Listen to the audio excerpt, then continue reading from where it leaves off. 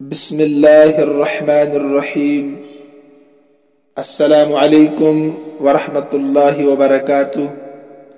عزیز طلباء و طالبات،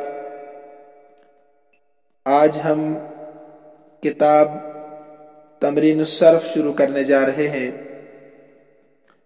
اس سے پہلے ہم کتاب تمرین النحو پڑھ رہے تھے، جس کے 8 سبق ہم نے الحمدللہ مکمل کیے ہیں۔ تمرین النحو کے شروع میں ہی میں نے بہت ساری باتیں نحو صرف کے متعلق بتائی تھیں،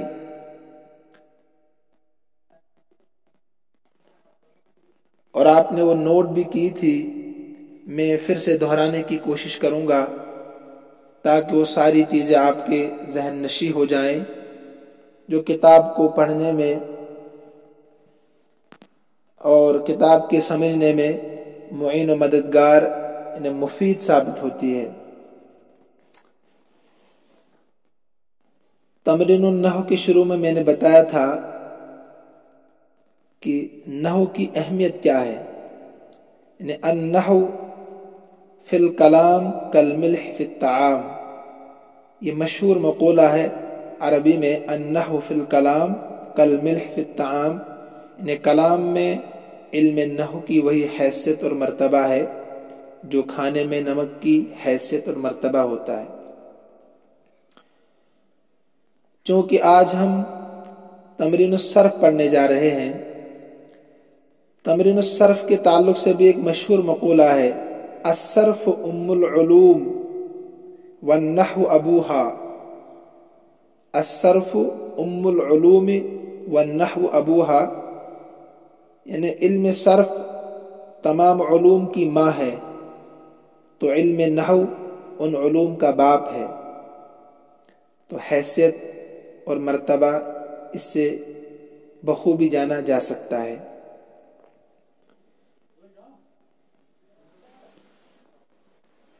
یہ کتاب جو ہے تمرین الصرف کے نام سے مشہور ہے۔ تمرین کے معنی ہے مشق، اور صرف کے لغوی معنی ہے پھیرنا۔ صرف کے لغوی معنی ہے پھیرنا، انہیں کلمے کو پھیر کر اس کی مختلف صورتیں بنانے کا طریقہ، ایک کلمے کو دوسرے کلمے میں بدلنا، پھر تیسرے کلمے میں بدلنا۔ تو کلمات کو بدلنے کی مشق اس میں آپ پڑھیں گے۔ علم صرف ایسے اصول و ضوابط کو کہتے ہیں جن کے ذریعے ایک کلمے سے دوسرا کلمہ بنانے، ایک کلمے سے دوسرا کلمہ بنانے اور اس میں تبدیلی کرنے کا طریقہ معلوم ہو۔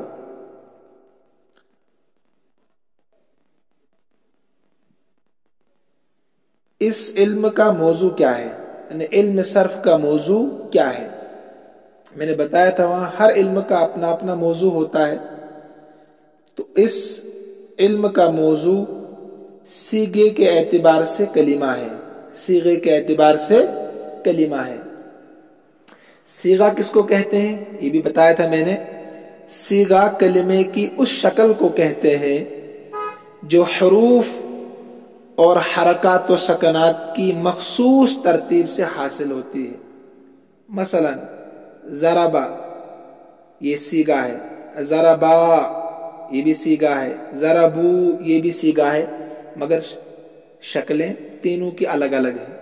ٹھیک ہے، اسی کو میں نے کہا صیغہ کلمے کی اس شکل کو کہتے ہیں جو حروف اور حرکات و سکنات کی مخصوص ترتیب سے حاصل ہوتی ہے۔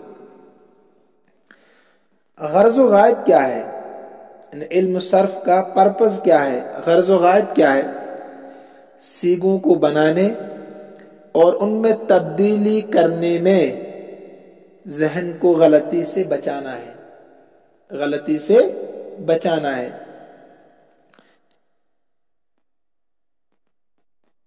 اس کو صرف کیوں کہتے ہیں؟ सरफ क्यों कहते हैं इसको?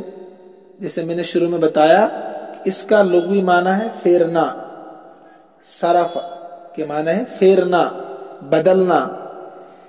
अब चूंकि इस इल्म में एक कलमे को फेर कर उसकी मुख्तलिफ सूरतें बनाने के तरीके बयान किए जाते हैं, इसलिए इस इल्म को इल्म सर्फ कहते हैं, इल्म सर्फ कहते हैं।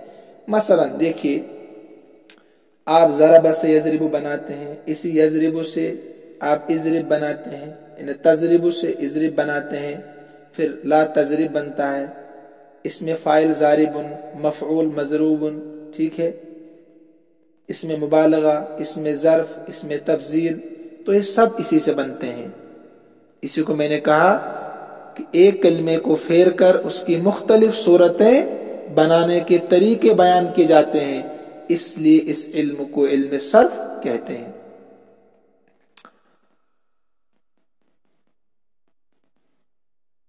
लिहाजा अब हम सबक नंबर 1 पढ़ेंगे। ये चंद जो बातें मैंने बता दी ये आप कॉपी में नोट कर लें, किताब में भी है ये चीजें।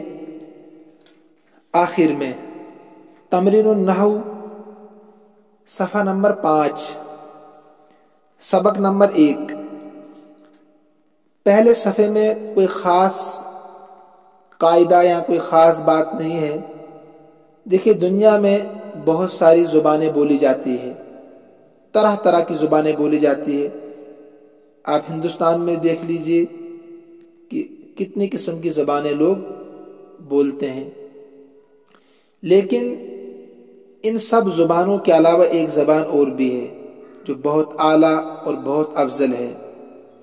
वही ज़बान जिसमें कुरान मजीद है, जिसमें अहादीस है हुजूर सल्लल्लाहु अलैहि वसल्लम, और जिसमें तमाम सहाबा गुफ्तगू करते थे, आप सल्लम बात करते थे, जो बहुत मीठी ज़ुबान है, उसको क्या कहते हैं? अरबी कहते हैं। और हमारे लिए अरबी ज़बान का जानना ज़रूरी क्यों है?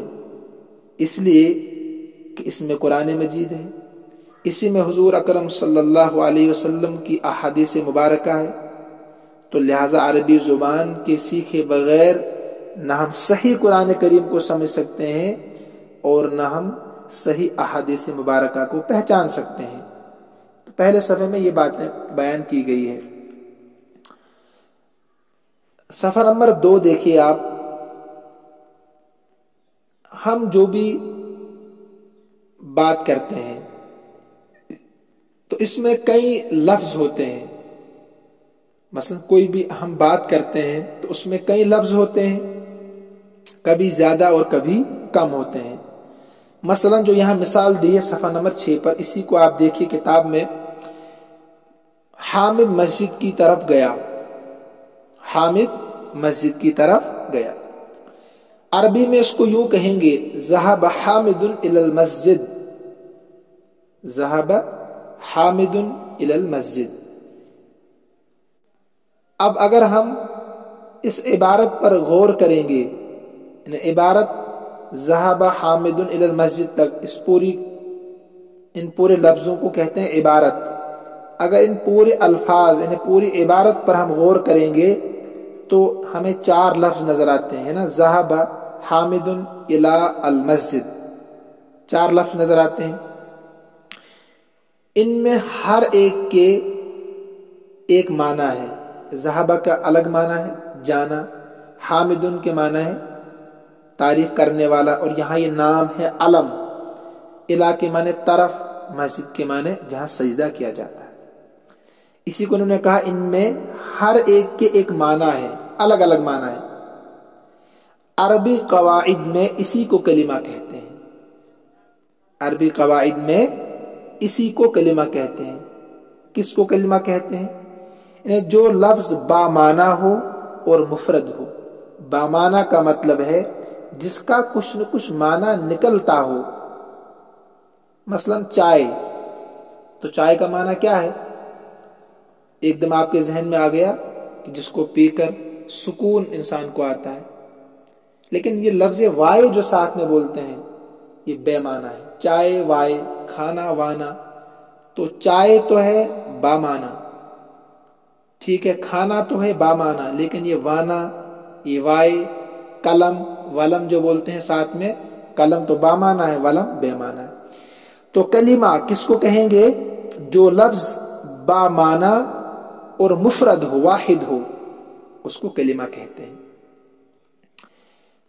اب اسی کلمے کی جو لفظ بامانا ہو اور مفرد ہو اس کو کلمہ کہتے ہیں۔ اسی کلمے کی 3 قسمیں ہیں: اسم، فعل، حرف۔ یہ سب چیزیں آپ نے تمرین النحو میں پڑھی ہے، تو لہذا زیادہ تفصیل میں جانے کی قطعاً ضرورت نہیں ہے۔ اسم کس کو کہتے ہیں؟ ناؤن ہے نا، فعل ورب ہے، یہ آپ نے پڑھا وہاں، یعنی اسم نام، فعل جس میں کام ہوتا ہے اس کو ورب کہتے ہیں، اور حرف تو آپ کو معلوم ہی ہے۔ اب یہاں تعریف ہے، یہ آپ نے تمرین النحو میں بھی پڑھی اور آسان نحو میں بھی یہ سب تعریفیں آپ نے پڑھی ہے۔ پھر بھی آپ ان کو دیکھ لیں اور ان کو یاد کر لیں، کاپی میں بھی ان کو نوٹ کر لیں۔ جو پہلے شروع میں باتیں بتائی وہ بھی کاپی میں نوٹ کر لیں، اور ان کی تعریفات جو آگے آ رہی ہے اسم، فعل، حرف کی، ان کو بھی کاپی میں نوٹ کر لیں۔ کہتے ہیں ما کتبہ، جو انسان لکھتا ہے نا وہ محفوظ رہتا ہے، اور ما حفظ فر، جو ذہن میں رکھا بھاگ جاتا ہے، کبھی بھی انسان بھول سکتا ہے، تو لہذا کاپی میں نوٹ کر لیں۔ اسم ناؤن وہ کلمہ ہے جو خود اپنے معنی بتائے اور اپنے معنی بتانے میں کسی دوسرے کلمہ کا محتاج مطلب ضرورت اس کو نہ ہو، اور تینوں زمانوں، ماضی، گزشتہ زمانہ، ابھی آپ نے تمرین النحو میں پڑھا اس کو، حال جو موجود ہو، موجودہ وقت کو بتائے، مستقبل آئندہ آنے والے وقت کو بتائے۔ ان تینوں میں سے کوئی زمانہ اس میں نہ پایا جائے، نہ ماضی ہو، نہ حال ہو، اور نہ مستقبل ہو۔ مثلا قلم، یہ لفظ بامانہ ہے اور مفرد ہے، غور کیجیے اس پر۔ قلم یہ تو بامانہ ہے، یعنی ایک دم ذہن میں آ گیا جس سے آپ لکھتے ہیں، اور مفرد بھی ہے، اور اس میں تینوں زمانوں میں سے کوئی زمانہ بھی نہیں ہے۔ قلم نہ ماضی اس میں، نہ حال ہے، نہ مستقبل ہے۔ ماضی کہتے ہیں گزشتہ، ہو گیا، ہوتا ہے، ہوگا۔ زید نے کھانا کھایا، زید کھانا کھاتا ہے، یہ حال ہے، زید کھانا کھائے گا، یہ استقبال یا مستقبل ہے، دونوں کہہ سکتے ہیں۔ تو اسی طریقے سے دیکھیے حامدن، یہ نام ہے ایک ذات کا، ایک انسان کا، تو اس میں تینوں زمانوں میں سے کوئی زمانہ نہیں ہے، لیکن بامانہ ہے۔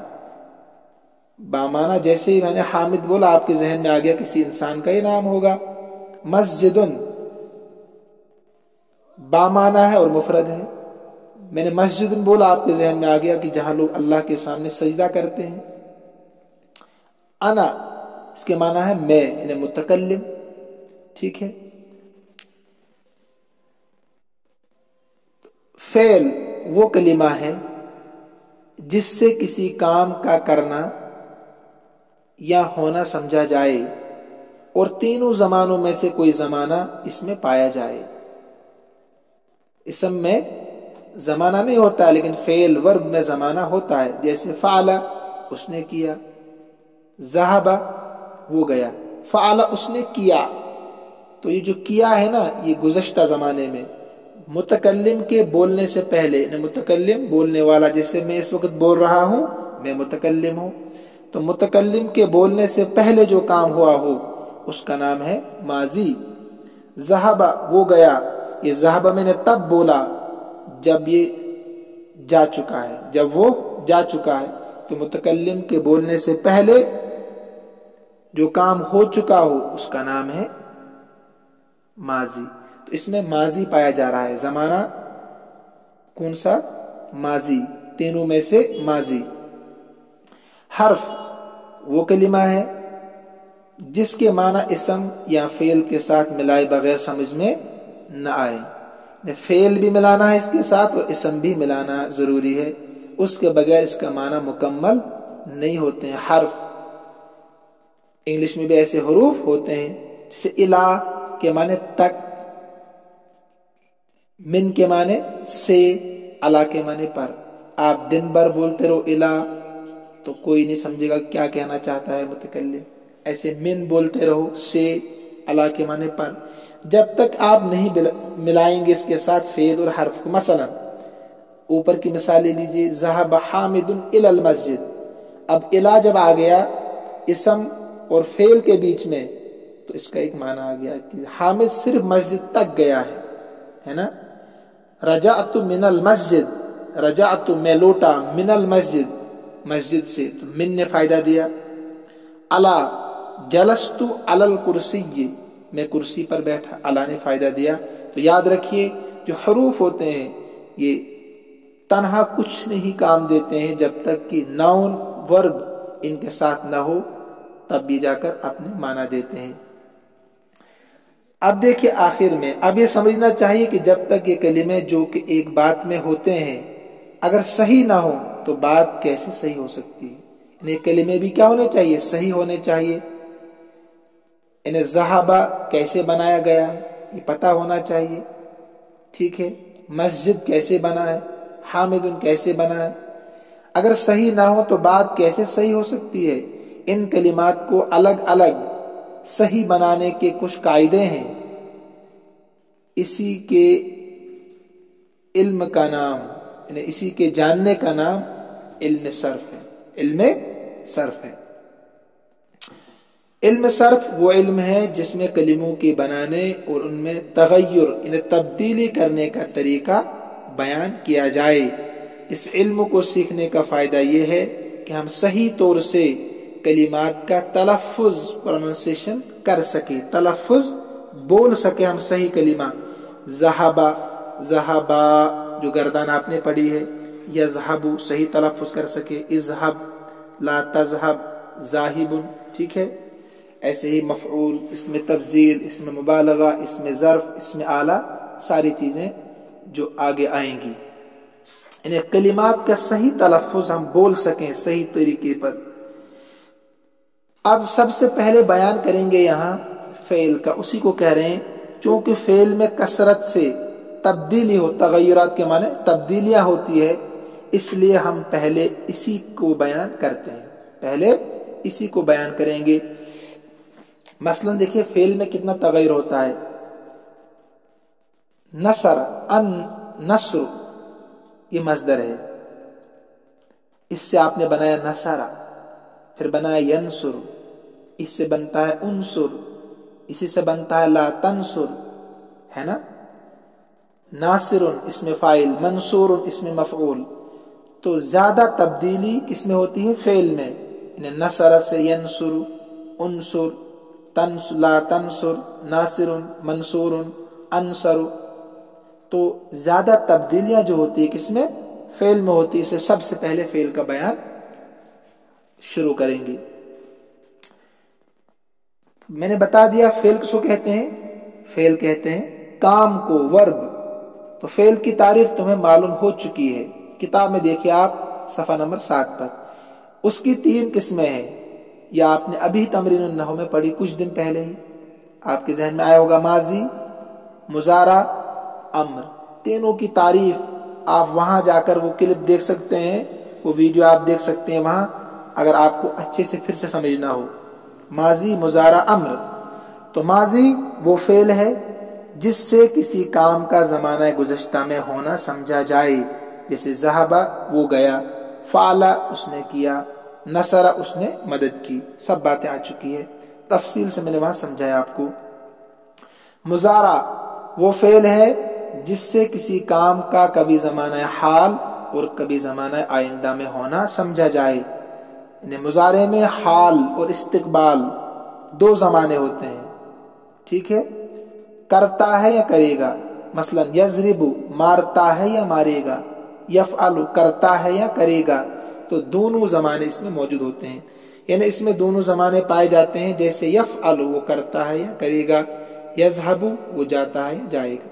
امر وہ فعل ہے جس سے کسی کام کے کرنے کا حکم معلوم ہو۔ امر بھی آپ نے پڑھا بھی تمرین النحو میں۔ اذهب میں نے بتایا تھا کیسے بنتا ہے، تو وہاں آپ جا کر اسی کو پھر سے سن سکتے ہیں۔ اذهب تو جا، افعل تو کر، یعنی کسی کام کا حکم اس میں دیا جاتا ہے آئندہ زمانے کے لیے۔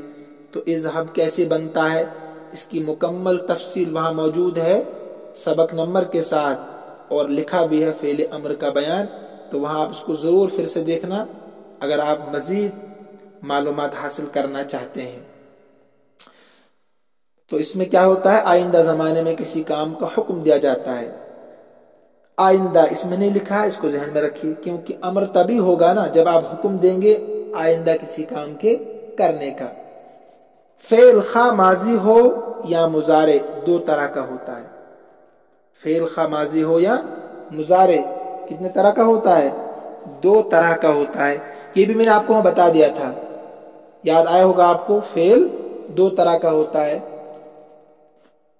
بلکہ آپ اس کو مزید اضافے کے ساتھ وہاں دو باتیں بتائی تھی میں نے، یہاں تیسری بھی آپ ذہن میں رکھیے۔ ایک تو ہوتا ہے انٹرانزیٹو ورب، ہے نا، جس کو یہاں لکھا ہے لازم۔ انٹرانزیٹو ورب انہیں فعل لازم کس کو کہتے ہیں، جو فعل صرف فاعل کے ملنے سے پوری بات ظاہر کر دے اسے لازم کہتے ہیں۔ اسے کیا کہتے ہیں، اسے لازم کہتے ہیں۔ جیسے ذهب حامد، حامد گیا، بات پوری ہو گئی۔ ذهب فعل، حامد فاعل، بات پوری ہو گئی۔ اس کو صرف سبجیکٹ کی ضرورت ہے، ورب پلس سبجیکٹ۔ جلس ولد، لڑکا بیٹھا، تو بات پوری ہوگی، صرف سبجیکٹ کی ضرورت ہے ورب کو، تو جلس فعل، ولد فاعل، لڑکا بیٹھا۔ اس کا نام کیا ہے، فعل لازم، جس کو انٹرانزیٹو ورب کہتے ہیں۔ آپ نے یہ پڑھا ہوگا کیونکہ انگلش میں آپ کو مہارت ہے۔ اس کے بعد ہے فعل متعدی، جس کو کیا کہتے ہیں، ٹرانزیٹو ورب، فعل متعدی۔ وہاں میں نے بتائی تھی تفصیل، جس فعل کو فاعل کے علاوہ مفعول آبجیکٹ کی بھی ضرورت ہو اسے متعدی کہتے ہیں۔ کیا کہتے ہیں اس کو، متعدی۔ جیسے نصر حامد، حامد نے مدد کی۔ اگر میں آپ سے کہوں محمودن کے بغیر، تو آپ کے ذہن میں ایک تشویش پیدا ہوگی کہ کس کی مدد کی، تو مجھے کہنا پڑے گا ضروری نصر حامد محمودن، نصر حامد محمودن، حامد نے محمود کی مدد کی۔ تو یہ نصر جو فعل ہے نا، یہ متعدی ہے، کیا ہے، ٹرانزیٹو ورب ہے۔ اس کو آبجیکٹ کی ضرورت پڑے گی جو یہاں ہے محمودن۔ تو ہر فاعل کیا ہوتا ہے، پڑھا آپ نے، مرفوع، اور ہر مفعول منصوب ہوتا ہے۔ اس کے بعد میں نے کہا کہ ایک چیز یاد رکھے آپ نئی، فعل کی تیسری قسم، وہ ہے لنکنگ ورب، اس کو فعل ناقص کہتے ہیں۔ جب اس کا بیان آئے گا اس میں تو وہاں میں سمجھاؤں گا، اس کو انگلش میں لنکنگ ورب کہتے ہیں۔ اب دیکھیں معروف کس کو کہتے ہیں، فعل معروف کس کو کہتے ہیں، وہ فعل ہے جس کی نسبت فاعل کی طرف ہو اور اس کا فاعل معلوم ہو۔ کسی کام کی نسبت اگر کام کرنے والے کی طرف ہو رہی ہے، آسان لفظوں میں اگر کسی کام کی نسبت کام کرنے والے کی طرف ہو رہی ہے تو وہ کام معروف کہلائے گا، ٹھیک ہے۔ مثلا ایک آدمی نے پانی پیا، اب یہ پانی پینا یہ کام ہے، اس پانی پینے کو اگر آپ کسی کی طرف نسبت کرتے ہیں تو یہ فعل، انہیں یہ پانی پینا کیا بنے گا، معروف، کیا بنے گا، معروف۔ یہاں دیکھیے مثال، شریب حامد ماء، حامد نے پانی پیا۔ اس مثال میں فاعل حامد معلوم ہے، اس لیے شریب فعل معروف ہوا۔ میں نے آپ کو سمجھا دیا، جس کام کے کرنے والا جس کام کے کرنے والے کے بارے میں آپ کو علم ہو کس نے یہ کام کیا ہے، تو وہ کام جو ہوگا وہ معروف ہوگا۔ تو دیکھیں شریبہ ایک کام ہے، پینا، تو پانی پینا آپ کو پتا ہے کہ کس نے پیا ہے، یہ کام کس نے کیا ہے، تو لہٰذا یہ شریبہ فعل کیا رہے گا؟ معروف۔ تو اب آسان لفظوں میں یاد رکھیے کہ جس کا فاعل معلوم ہو، یعنی جس کام کی نسبت فاعل کی طرف ہو، سبجیکٹ کی طرف ہو، اس کو فعل معروف کہتے ہیں۔ یہ بھی آپ کی پڑھی ہوئی چیزیں ہیں، یہاں میں صرف دہرا رہا ہوں ذہن نشین کرنے کے لیے۔ مجہول، فعل مجہول وہ فعل ہے، یعنی اس کا برعکس بالکل الٹا، وہ فعل ہے یعنی وہ کام ہے جس کی نسبت مفعول آبجیکٹ کی طرف ہو اور اس کے فاعل کا ذکر نہ ہو۔ مثلا آپ نے کلاس میں پانی رکھا تھا تو کسی نے چوری سے پی لیا، اب آپ کلاس میں آ گئے، پانی تو پی لیا ہے کسی نے، یعنی کام تو ہوا ہے پانی پینے کا، مگر یہ معلوم نہیں ہے کہ یہ پانی جو پیا گیا ہے، جو کام ہوا ہے، کس نے کیا ہے، یعنی پانی پینے والا آپ کو معلوم نہیں ہے۔ اب کیا کریں گے آپ مفعول آبجیکٹ کی طرف اس پینے کی نسبت کریں گے، فاعل کو چھپا کر۔ مثلا پہلے آپ نے کہا تھا شریبہ حامد ماء، یہ تب آپ نے کہا تھا جب پانی پینے والا آپ کو معلوم تھا، لیکن کلاس میں چوری سے کسی نے پانی پیا۔ اب آپ کیا کہیں گے؟ شرب ماء، پانی کو پیا گیا، اب کس نے پیا پتہ نہیں، تو جو مفعول تھا نا پہلے، اس کو آپ کیا بنائیں گے؟ یہاں نائب فاعل، اس پر اب پیش آئے گا، یعنی وہ فاعل کی جگہ پر آ گیا۔ تو شرب ماء جو اوپر مفعول تھا اس کو آپ نے کیا بنا دیا؟ نائب فاعل، کیونکہ فاعل کا علم نہیں ہے۔ ایسے ہی نصر محمود، اوپر تھا نصر حامد محمودا، پتا تھا آپ کو کہ محمود کی مدد کس نے کی؟ حامد نے، لیکن بیچارہ محمود ہسپتال کے باہر کھڑا تھا، پریشان حال تھا، مجبور تھا، اچانک کوئی انسان آ گیا اور اس کے ہاتھ میں 10,000 روپے ڈال دیے۔ اب اس کو پتہ ہی نہیں محمود کو کہ کون ہے، آپ بھی اس کو نہیں جانتے ہیں، تو جو فاعل تھا یعنی مدد کرنے والا، پیسے دینے والا تھا، جب اس کا علم ہی نہیں ہے یہ کون ہے، کہاں سے آیا، کہاں گیا، تو پھر آپ کیا کہیں گے عربی میں؟ آپ کہتے ہیں کہ حامد محمود کی تو مدد کی گئی، لیکن کس نے کی پتہ نہیں۔ تو جو پہلے مفعول بھی تھا اوپر کی مثال، اسی کو آپ نے کیا بنا دیا؟ نائب فاعل۔ تو اب فعل کی آپ نے نسبت کی مفعول بھی کی طرف، جس کو عربی میں نائب فاعل کہتے ہیں، ٹھیک ہے۔ تو ان جملوں میں فاعل مذکور نہیں اور فعل کی نسبت اپنے مفعول کی طرف ہے، اس لیے شریبہ نصرہ فعل مجہول ہوئی۔ پہلے میں کیا تھا؟ شریبہ معروف، نصرہ معروف، انہی کا فاعل جب آپ نے چھپا دیا تو یہ کیا بن گئے؟ شریبہ۔ تھوڑی تبدیلی ہو گئی، اسی کا نام تو صرف ہے۔ کیسے ہوگی وہ آگے پڑھیں گے ہم۔ تو نصرہ تھا پہلے، اب نصرہ ہو گیا۔ مثبت، صفحہ نمبر 8 پر، جس فعل سے کسی کام کا ہونا معلوم ہو، مثبت جس فعل سے کسی کام کا ہونا معلوم ہو، جسے نصرہ اس نے مدد کی، یذہب وہ جاتا ہے، تو کسی کام کا ہونا معلوم ہو رہا کہ نہیں۔ منفی جس فعل سے کسی کام کا نہ ہونا، اوپر والے کا بالکل برعکس الٹا، ہونا اور نہ ہونا، ہونا تو مثبت، نہ ہونا تو منفی۔ جس فعل سے کسی کام کا نہ ہونا معلوم، جیسے ما فعل اس نے نہیں کیا، لا یذہب وہ نہیں جاتا ہے، وہ نہیں جاتا۔ صفحہ نمبر 8 پر جو اصطلاحات ہے یہ آپ کی پڑھی ہوئی چیزیں ہیں، آپ نے شاید پچھلے سال پہلے سبق میں پڑھی ہوں گی، تو پھر دیکھیے جلدی جلدی۔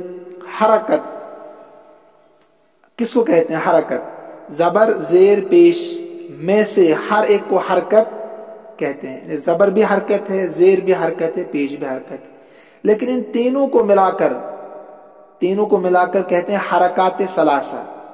حرکات حرکت کی جمع ہے اور ثلاثتن تین کو کہتے ہیں، تو تینوں کو ملا کر اب آپ کہیں گے، یعنی آئندہ، کیونکہ تب آپ ابتدا میں تھے، اب آپ دوسری کتاب پڑھ رہے ہیں، تو آج کے بعد استعمال کریں گے آپ زبر زیر پیش کے لیے حرکات ثلاثہ۔ ٹھیک ہے، حرکات ثلاثہ. پہلے آپ کہتے تھے زبر زیر پیش، اس کو کیا کہتے ہیں؟ ان کو حرکات کہتے ہیں. اب آپ کو کہنے کی ضرورت نہیں ہے، اب آپ جب بھی استعمال کریں گے آپ کہیں گے حرکات ثلاثہ. ٹھیک ہے. نمبر 2، متحرک کس کو کہتے ہیں؟ حرکت والے حرف کو کہتے ہیں، یعنی جس پر حرکات ثلاثہ میں سے کوئی حرکت ہوگی، زبر زیر پیش، اس کو آپ کہیں گے یہ متحرک ہے. مطلب با زبر با، یہ متحرک ہے کیونکہ حرکات ثلاثہ میں سے زبر. نصب یا فتح یہ مترادف ہے، نصب یا فتح یہ ایک ہی چیز ہے. زبر کو کہتے ہیں، نصب بھی زبر کو کہتے ہیں، فتح بھی زبر کو کہتے ہیں. کیونکہ اب آپ کہیں گے اس حرف پر فتح ہے یا یہ حرف منصوب ہے، پہلے آپ کہتے تھے اس حرف پر زبر ہے. تو یہ نئی چیزیں آپ کے سامنے ہیں. جر یا کسرہ زیر کو کہتے ہیں، زیر کو جر بھی کہتے ہیں اور کسرہ بھی کہتے ہیں. رفع یا ضمہ پیش کو کہتے ہیں. مفتوح وہ حرف جس پر زبر ہو اس کو کہتے ہیں مفتوح. مثلا زیدن آپ کہیں گے یہ مفتوح ہے اس لیے کہ اس کے آخر میں زبر ہے. مکسور زیدن جس کے آخر میں زیر ہو، جس پر زیر ہو اس کو مکسور کہتے ہیں. مضموم زیدن آپ کہیں گے زیدن مضموم اس کے آخر میں پیش ہے. سکون جزم کو کہتے ہیں. سکون حمزہ با زبر اب، تو با پر جو ہے نا تو یہ جزم ہے. اب آپ کہیں گے حمزہ با زبر اب، یعنی با یہ کیا ہے؟ سکون. جزم کو کیا کہتے ہیں؟ سکون.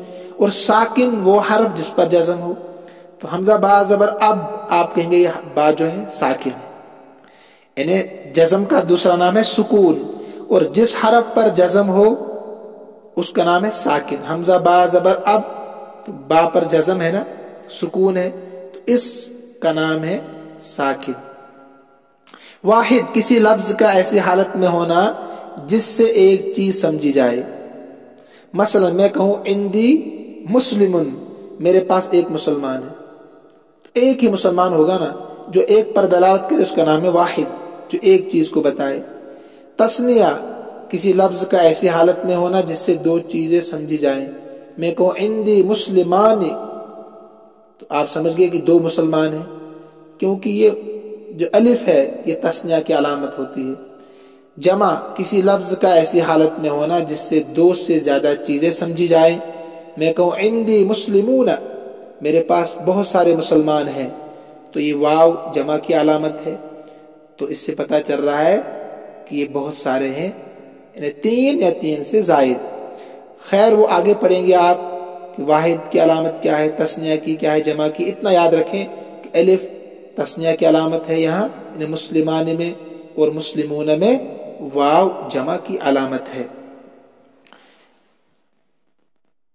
سبق نمبر 1 مکمل ہو گیا، تو لہٰذا انشاءاللہ کل ہم سبق نمبر 2 پڑھیں گے. یہ بھی بہت آسان ہے، اس میں کچھ نہیں ہے، سب پڑھی ہوئی چیزیں آپ کی تھی، تو لہٰذا ٹائم بھی زیادہ ہو گیا، تو آج آپ اتنا ہی رکھیں، اس کو بار بار سنیں آپ. تو جو چیزیں میں نے شروع میں بتائی تعریفات خصوصاً ان کو آپ کاپی میں نوٹ کریں.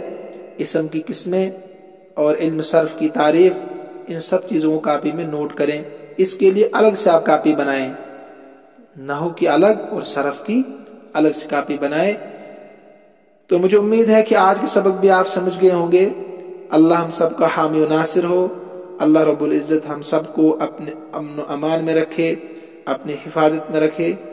ھذا من عندی واللہ اعلم واحکم واتم وما توفیقی الا باللہ علیہ توکلت والیہ انیب. السلام علیکم